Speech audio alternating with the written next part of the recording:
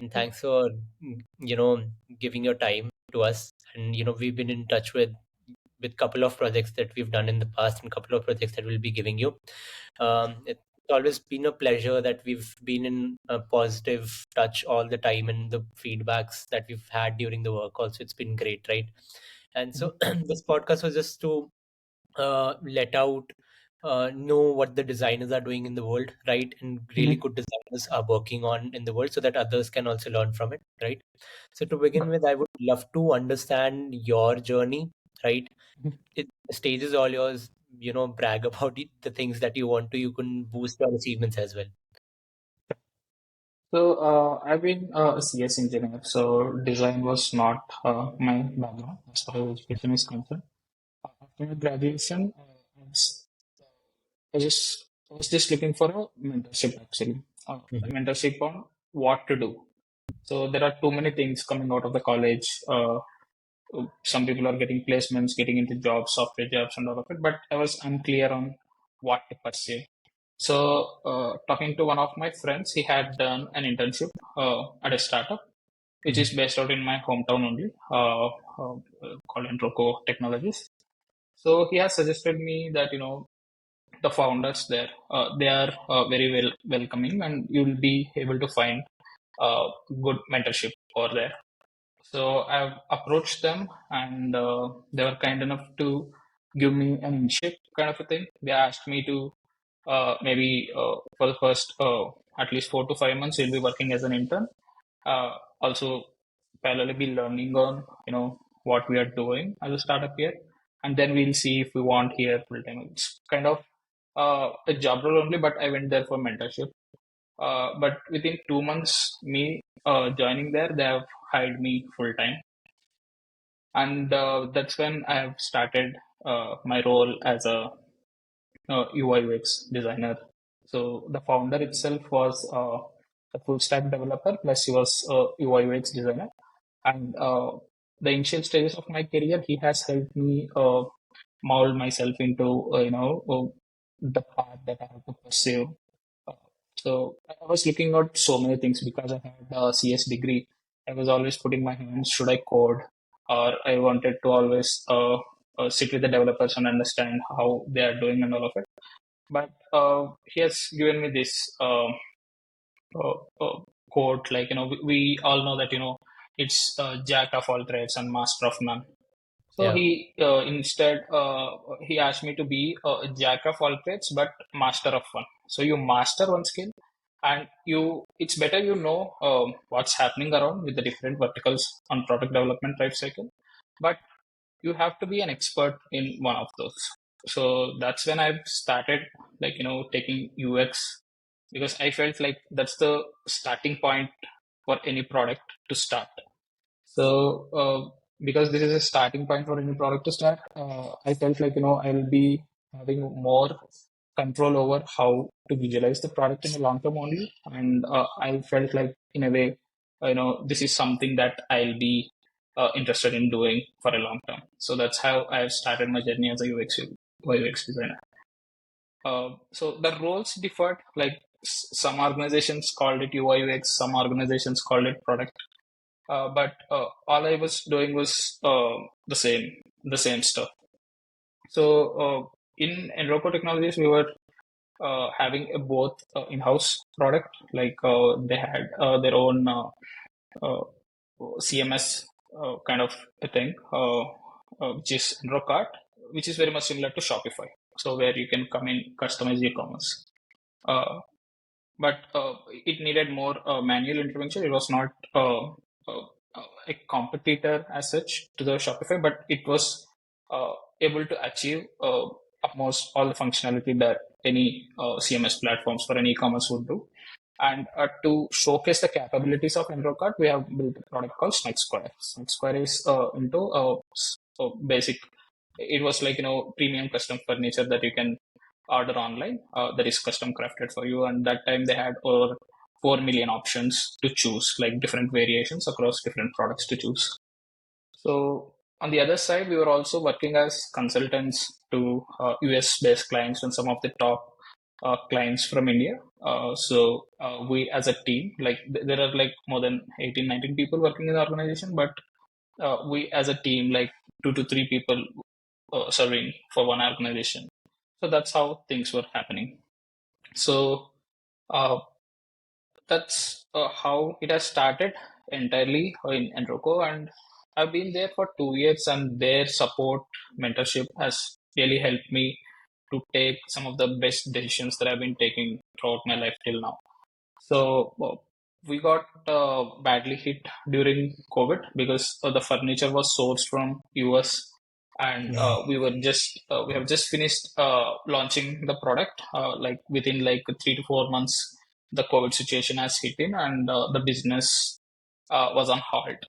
So that's where things started changing, and we were asked, maybe I've shared my opinions that things has to move on, and I've joined this organization called Indigene. Indigene again is an MNC based out in Bangalore, and that time it was work from home. Uh, Things were pretty straight in any MNC would have. Like it's just we'll be getting set of requirements from the product manager, and we have to just design a page using some design library, pre-designed library they already have. It's not like we'll start it out from the scratch, starting from the research analysis. We were not doing all that stuff. It's just that there is a strict requirement from the client that we need an about us page or contact us page. There are a Yeah. team of 5, 6 designers who are working on it, and I would get one page and let's say timelines of 2 to 3, uh, 2 to 3 days for one that particular page, and it's basically copy pasting stuff there. So I've done it for almost an year, and in a way, I felt like it's too end for me to work uh, in such a relaxed environment. What do I mean by that is my learning curve was depreciating. So whatever the learnings that I had during my first startup, I all the way I felt like uh, looking at other people's progressing, maybe some design friends that I already have, and what other people are doing. I felt like I've just got into that comfort zone, and I'm not progressing. In a way, I'm just getting money and just uh, you know going with the flow. So that's when again I made a decision that maybe startups, fast-paced environments are the places for me to be in, and made that career transition again. And this time it was a loyalty business management system, a startup based out in Bangalore again, well-funded startup. It's called Zozode, XOXODE, right? I think it got acquired by GIF now. But yeah, I've joined Zozode as a senior UI/UX designer. Again, starting it remote, and again slowly they asked me to come to office during end of the tenure. And Zozode, again, they had different products. Zozode as a company, and they had different products operating under Zozode. I was hired for a product called Plum.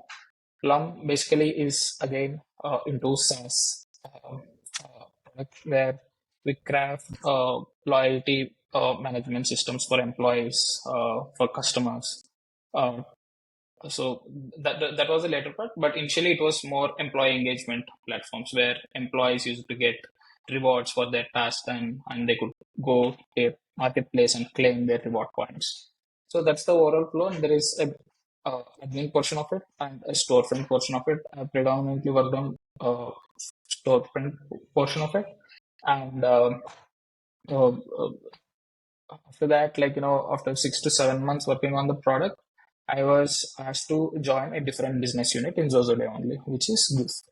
So GIF basically, again, it's a loyalty business management system, uh, as a SaaS product, where they serve clients using like conditional rules, where clients can set what programs they want for their customers in order to have that engagement in. Like they were able to create tiers, like how we do it. Like if you earn these many points, you will be having like tier 1, tier 2, and all of it. So that's the kind of product it is.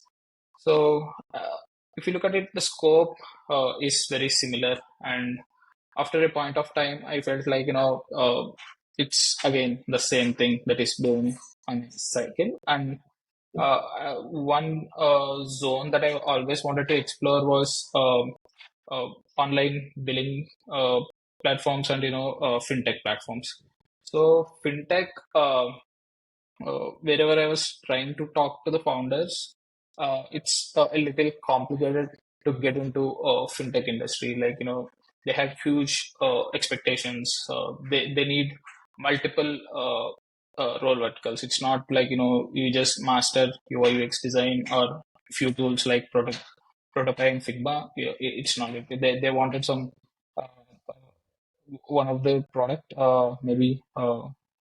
Not sure if I can name it, but it's a very famous fintech uh, uh, platform based out in a startup based out in Indiranagar only. Uh, they they had like 5 6 conversation sections, and all the time they were asking more about 3D designing, like tools I've never heard of, to be frank. So Blender again, I had some expertise working in Enroco on Blender, but uh, the expectation was that. So during my exploration, I felt Monnai, the current organization I am part of, suits my suits my current needs on what product I wanted to explore. So I made my switch again, and currently I'm working for this organization called Monnai. What Monnai does is it's kind of a fintech for fintechs. They have an API which serves for global customers, making banking and crediting accessible to even non-salaried classes. So that has been this has been my the career path throughout working as a full timer.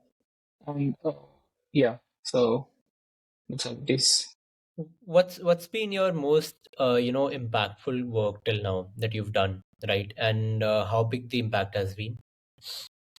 The most impactful one was I worked with this startup called Strayos, which is a US based startup as a consultant from Invoco Technologies. So there, I was asked to design 2 modules, fragmentation analysis and markdown analysis. So those two are like Straos work. Basically, Straos that does is it's a drone data visualization platform. It has like machine learning technologies to visualize drone data. Let's say there is a huge mining site or a construction site. We fly a drone, we get a 3D bitmap of it, and we render it to our product, and we perform analytics on these smaller screens to make larger decisions in the sites, like huge sites. Uh, so there, the industry was never explored. I did not even know what mining was that time. So I Mhm. had an opportunity to work with those guys, and I have built like 2 modules. Uh, like uh, that was purely a design centric approach that I have taken, where I haven't thought of complexities in developing it. Mhm. So because I'm just a junior designer, then I hardly had some uh, years of experience. Like at least I had some 9 years of 9 months of experience by then. So in a way, I'm a junior guy and I was still learning. But the work that I've done, people really liked it. They are like, this is cool. When they have showed it to the clients, I mean, their customers, even they were saying like, this is something that we wanted and all of that. But yeah, like appreciation wise, the phase where people were talking that this is something awesome that in a very short time you were able to crack it and all of it. But only when it got started to when it went to the development phase and how developers were struggling to Mhm. develop that thing, is when that I've realized that maybe I shouldn't be taking much credit to this, because uh, something that I've done as part of design, if then that cannot be shipped as a real world product, which actually can't be leveraged as a full fledged product, there is no value to it, is what I consider. So appreciation wise, like that time, I really felt like I've done great work, but Mm, uh, soon I realized that that is not something that I can boast about. So it's still layman's work, and I had a lot of learnings from that. So yeah, I convinced myself that okay, you are a junior guy that time, so it's okay. So yeah, that's something both which has taught me some lessons, and which I still remember. mm, And because people were saying that this is next level, how are you able to achieve it? So yeah, that's something I mm. would like to So, have. like you said, you have got interest in online billing softwares and fintech, right? Mhm. And you're doing something similar in Monnai. Can you like go deeper into the work that you're doing in Monnai at the moment? What kind of problem statements are you handling, and how are you solving Yeah. them? So Monnai, I'm the only guy who is currently working in the design team. So Monnai, they have a tool. Basically, they have so many things in one tool. Currently, slowly we'll be transitioning that. So there is an API. Let's say, taking an example, there is a customer whom I want to evaluate whether he is a person whom I can trust if I want to give him some credit. So let's say there is a bank who want uh, to evaluate their customer before rolling out a loan to them. Mhm. So what would be the basic criteria? Most of the people look at their CIBIL score or their salary slips and all of it. But if we look at the other section of people, let's say someone who is doing business or someone who is not into salaried class, someone who can afford to pay it, but there is no track of uh, evaluating criteria. Like, how should I trust that person? So is the problem statement, right? So uh, Monai is having solutions like there is something called risk insights. So you can evaluate risk basis his social available social presence online, or his past employment history, or his past income sources. So we have data partners that serve data from different sources, authentic sources, and through these we'll be leveraging different scores. We'll be leveraging on scores on, let's say, if person has met these criteria, so he can be trusted. So it's just a trust engine that is put forward. And same with credit risk. So credit risk is again something similar to what we do in traditional banking sectors, right? So we look at their current CIBIL score.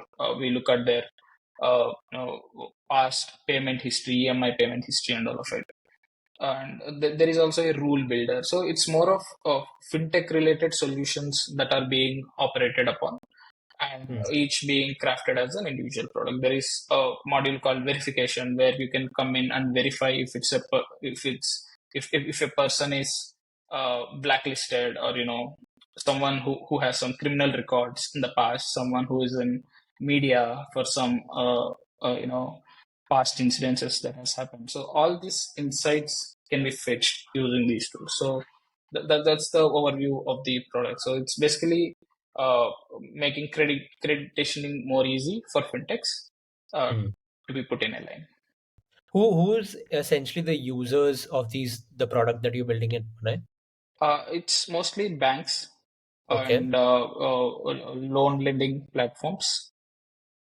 okay. It's these are the major. It's mostly the banks and online loan lending platforms. Right. So how do you go about, I want to understand from zero to basically from ground up on, if someone's telling you you need to build a product for banks, right? It's a Mhm. very stringent and a very data heavy industry with a lot of regulations as well. So how do you end Correct. up doing user journeys, user personas? Because B2B Mhm. game is a totally different game, where B2C comes, Correct. comparing to B2C, right? So how Yeah. are you? tackling the problems right now that you're while building Monnai at the moment?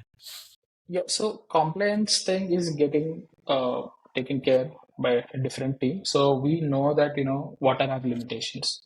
Hmm. We have when we look at it, there is a team that is dedicated for all these regulations, complaints, because Mona is not just operating in India. We are operating in Indonesia. We are operating in USA. We are operating in Mexico. So there are it's like a global platform, and different locations have, like, different places have their own regulations when it comes to finance. So one way is, like, it's more of looking it in more design. So some requirement comes in, like, we need our data to be with us, so we Hmm. don't want to expose our data to outside world. So there is a different section that is crafted, or a model crafted for that particular client who is coming in with that particular request. So that's how Hmm. we are currently handling. So because it's not like, huge volumes of data that is currently coming in, we are able to cater that manually. But I think moving forward, the entire process is going to be automated, and there is still a lot of fine tuning that has to be done on product level. To be frank, when I've joined, we had a product in place, and I have started more on UI revamp on the version one. So making just the existing product better. And recently we have got introduced two modules, like considering the requirements again from the market, what's coming in as part of request from the customers, what customers needed. So we are trying to build products around that. So whenever we roll out something, we put out that to review for management, who is under this regulation expertise, where they know what should be put in uh, on live and what should we be avoiding. So that's how we are currently managing it. So let's say, like you said, there are customer needs come in, right? And you're doing the UI Mhm. revamp and other stuff as well. Now I want to Mhm. understand from a perspective that while you're doing, let's say, user revamp, or you're building a product which would meet a customer's use case, right? How do Mhm. you end up designing features, or inside, or flows inside the product, that while you're making this, and intrinsically thinking, okay, you know what, this flow is actually going to meet the use case that the user really wants, right? So how are you taking care of that? So most of the time it's looking around on similar products. Like what happens is, like, Monnai is one use case. Like there are not many people doing out there how what Monnai is doing. But if you look at it, most of the time there is a process set already to achieve it. So if someone want to do it manually, like, let's say if I want to credit someone, uh, how would I do it? What would be my evaluation criteria? So I think it in that way. So what happens that way? So why do I think it that way? Because most of the products that we see, or that are built online, are reflections of real world experiences, right? So let's say if I want to buy something on the e-commerce site, if you look at it, there are many items, many options that you see on the site, which are similar in the real world. If I go to a supermarket, those are the items I still see in a supermarket as well, like billing, something called cart, something called sections, where there are grouping of different sections, categories. So it's just a reflection of what's happening in the real world that we are taking onto the internet. So I start thinking more on that front. So trying to understand how a person would evaluate.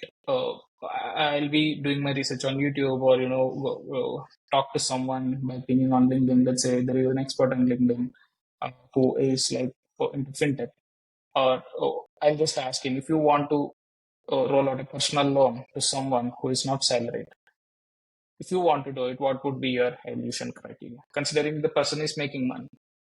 So how would you evaluate that person? So Right. most of the time, it's asking questions from the real prospects itself, whom the product would benefit. And most of the time, it would be me fitting into the shoes and evaluating, like, maybe if I were this person, what would be my evaluation criteria in order to uh, make this product work. So from that, I'll bring in a mental model, like a small version of, it's not even a module that I can call it full-fledged. So once I have that in place, I'll go with the product team, uh, product management team, where they will have more insights on the requests that are coming from the customers, and we'll sit together and we'll start brainstorming those. And sitting together, brainstorming those ideas, I'll be sharing mine. Have I'll be getting pros and cons on if something is working out, if people are not aware of it. So that's when we'll say this has to be stuck around. And if people feel that, maybe they see an issue or a backlash with that idea, so we'll have that productive session of brainstorming, and we'll evaluate, like, these are the features that we need, at least to start, to roll it out to the customers. So once we do that, most of the time it's the stakeholders and product managers who take it to the customers and showcase them that, this is what we are doing at an early stage, to get an early feedback and get their understanding on, the how you feel about the product itself. Do you see any room for improvement, or if you want to use this product, what else you would like to see on the screen itself, and how would you like to see it? So all these questions will again be formatted and will be shared across with respect to different verticals. We have, like, different channels for those, and again reiterating on it or making it a version 2. Currently we are just uh, we are not reiterating on the product. So any request that is coming in, we'll be making a version out of the product, because it's a very early, because in a startup, that, most of the things change very rapidly. So uh, if we want to just change every request that is coming in, that is going to impact many other work. So someone who just want what they had yesterday, if we try to change that today, they might say, like, I was seeing this. And also most of the people are like s- like decently aged guys. So after a time, that's with the psychology as well. People tend to stick to what they already have. They don't want to see too many changes that are coming in. So if there are any major changes that are pushed right away, people feel that, I'm lost. Though though it's very clearly articulated, the first impression is like they are saying, okay, kind of a response. So Mm.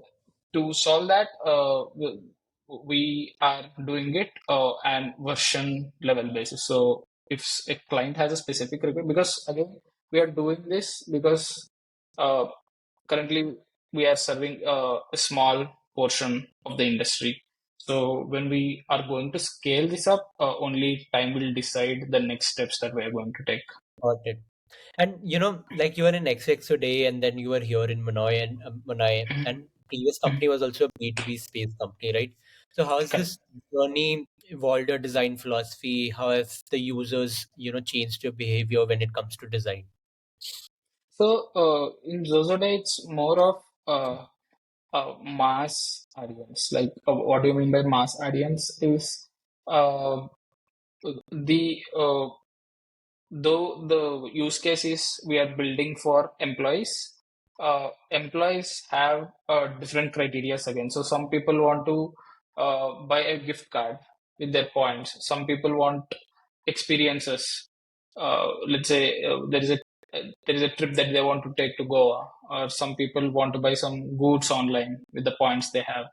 So again, there is a different level of categorization of those customers, and it's more of e-commerce kind of a platform that we have aimed for, uh, although the target audience are always the employees. So we know that anytime, any given time, someone who has a Zozo Day or Zozo Point, which we call it, the points or codes that they roll out for the employees, is mostly coming from an organization. And we had each product built for each of the organizations. Let's say it's more of white labeling. It's not different, entirely different modules that we were building, but it was Mhm. just more of a white labeling that we were doing, where each product is unique, at least with respect to their colors and all of it. And though we know the target audience, it's more of a diversified product. So anyone who want to buy, they can come in and buy. That's how Mm. it was. If they have a Zozo code or a Zozo point. But here, the portion is very limited. So Monai's potential of grabbing the market is huge. But if you Mm. look at the use cases, who are you going to really use the product? It's it's few. So they want to just evaluate a larger group of customers, but the customers, I mean, the users who are going to use the product are again a very finite portion. Yeah. And those have a stringent requirement. So most of the time, finance sectors, people have very specific requirement. So if you just achieve that requirement, okay, I'm okay with it. So I don't need anything that is coming in fancy, or any new thing that is coming in. That's why we are seeing most of the apps. If Mm. you look at any major banking app, that would have stayed uh, like that for almost like 5-10 years now. So most of the time, if it's just if that's just serving the purpose, they just Mm. want to stick to that.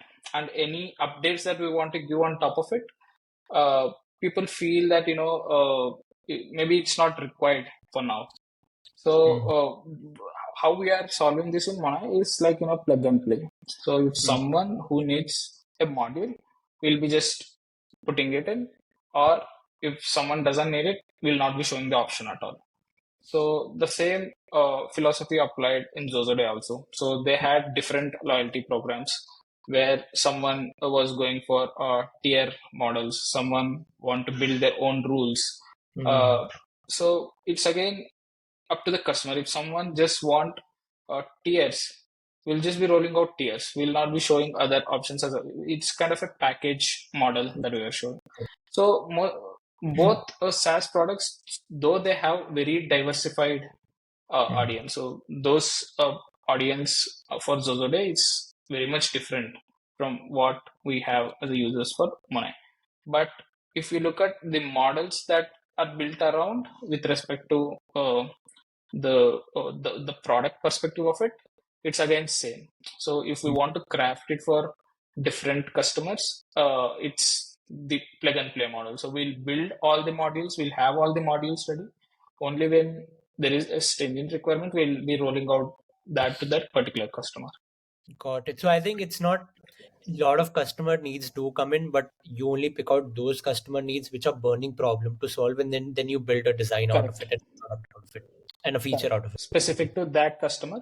And we'll also have that as part of the entire repository, but we'll not be rolling out to all the customers. Only we'll say that, we have solved this problem. Also, maybe a problem for a organization, let's say a bank has a problem, and Yeah. bank A, they have a problem, and maybe there is a case that bank B is also facing similar problem. Mm. So we'll say that we have solved this. So if you are interested, we can showcase you this. So if they are interested, we'll be pushing that product to those customers as well. Got it. And every product feature has similar kind of a trajectory where you need to understand the pain point, you need to understand the Correct. user's perspective of the pain point, and then it goes into a product cycle itself, right? Correct. Got Yeah. it. So I think one last question that I have is, you've got about 5 years of experience now, right? Correct. What's Yeah. your learnings out of 5 years of experience? What, if you were asked by someone, maybe a junior designer who's beginning out, what are the key learnings that you would end up sharing, and a roadmap that you would tell that person? This okay. So this is if I just want to tell someone that, if someone asks me a suggestion, junior designer, and what are your suggestions to me, I'll just say like not to overthink. So because what has happened in my initial stages where I was performing like rocket level, like where I was spending more time learning more things and all of it, any criticism that used to come. So let's say people were appreciating it. So everyone was saying like, you're doing fantastic stuff and all of it. But someone saying, I don't like it. Maybe for some reason I don't like it. I was totally getting into that, defense mode, saying that, why are you not liking it? Maybe you are not a very design, maybe you don't have that design thinking capabilities. Mm. So I used to think that way when I was a junior guy, and I see most of the people do that as well. Take feedback uh, very personally. So your criticism on work is not some if someone is criticizing you sorry someone is criticizing your work, that Mm. doesn't mean they are criticizing you. So Mm. they are trying to find something out in it, and they are not able to find it. Yeah. So most of the time asking back questions would solve that problem. So if someone says I'm not liking the design, agreed, like what do you think can be the better, ask their suggestions, try to engage. So I face this most of the time, even after even today I face that. So when I put forward a design, so when I try to share it with the team, like there will be multiple opinions coming in, and people often say that there will be different 100 opinions from 100 people coming in. So how will you solve for 100 people? No, I'm not solving it for 100 people. I'm only solving it for one use case, and that Mm. would serve for 100 people. So someone says I like red color, someone says I want full width cards, someone says I want thick shadows. That's not I'm solving for. I'm solving for a problem where someone comes in and evaluates that particular module. I'm only solving for that. And anything that is coming beyond that is the personal opinions of the people. And most of the time in startups, we have to consider the perceptions of our managers, our stakeholders, because they envision the product as a whole. So Mm. something I've done today, I feel like this is something that is going to be awesome. Like this is going to serve and cater better user experience. But someone comes in and say, maybe not this, change the layout. I'll still have to sometimes agree to disagree, but I still have to do it because it's not our opinion all the time. Because if we have that data back, let's say I have a data back that most of the customers there was 40% drop rate after this design I've rolled out. There is like 97% retention rate or 90% retention rate. I have a strong point to argue. That's when I can put down my voice, put in strong argument, and say this is something that is going to work, and let's not change it. But during the design phase itself, where we show it to the clients or show it to the higher level management, there is going to be a lot of people just want their opinions, and that's okay. That's the reason we are sharing it to the team, right? So we just want to understand how different people are feeling about it, and that's not something uh, you should feel like people are taking on you, and they are criticizing. It's not you, it's your work that is being criticized. Let's say there is some deployment bug. Mm. Someone says this is not working, that doesn't mean they are blaming the developers. So Yeah. it means that we have to go there and fix it. So, Mm. but this is a very creative field, and people often see designers as creative persons. And most of the people also have this perception: what is this guy? This guy always be sitting and thinking on it, or just he will be just opening and roaming around tools like Figma and using pen and paper. He's doing something all the time. So that's how the role is, and you should accept that. You shouldn't be taking that to the mind unless you are just solving the problem that you are hired for. You are good. So I've seen most of the designers, because I've been talking to most of the junior designers. Yeah. One thing they'll say is like, whatever I do, people say that this is not good, or Mm, something is missing. How can you know that what is that something, mm, right? So that something will only come to you when you ask the questions. So when someone say, I'm not liking the design, if you say, okay, I'll reiterate on it, that doesn't solve the problem, because you don't know what they are not liking about your design, right? So that's mm, when you should start asking your questions. So that's how you'll engage them, and that's how you derive at a particular solution for the problem that you have. So one straight solution, I think eventually even a designer who has like 40 years of experience will still mm, have creative doubt, because I've got to talk to so many leads in the past. So even they feel the same. They have that. Even any working professional, even the managers that we report to, mm, they have their own fears, or their own commitments to the product. mm, So it's not because I have 5 years of experience, I can only guide someone who has 1, 2 years of experience. But I can always learn from who has 10 years of experience, and who is leading in the industry. So it's a continuation of it's continuous learning that is going to help us stay in the market for a long time. Even today, I'll be spending at least like 15 to 30 minutes a day in knowing what's the latest trends in the design. I'm not be scrolling through Instagram, those tutorials that those guys will be showing all the random art that they are doing and all of it. But the latest design trends, if you look at Google, they have been rolling. I mean, Chrome, they have been rolling so many updates with respect to their design, with what they have built for Material 3 last year. And so what changes this has have done, and how is this reflecting my day-to-day activities? So those analysis I'll be always doing even today. So I think that's something everyone can adopt to. So let's say if you think you have mastered something, or if you have got that dream job that you are looking for, don't mm. settle for it. Just always keep exploring new stuff that is coming in. So that's the only thing that is going to help us stay in the industry on a long run. Awesome, awesome. Thanks, man. Thank you so much, Puru. I think great Yeah. insights. Loved the Monnai bit, right? Loved Mhm. the feedback bit. In fact, loved the whole conversation. Thanks for having Yeah. thanks for Yeah. coming in and sharing your thoughts. Yeah. Thank you, Salim.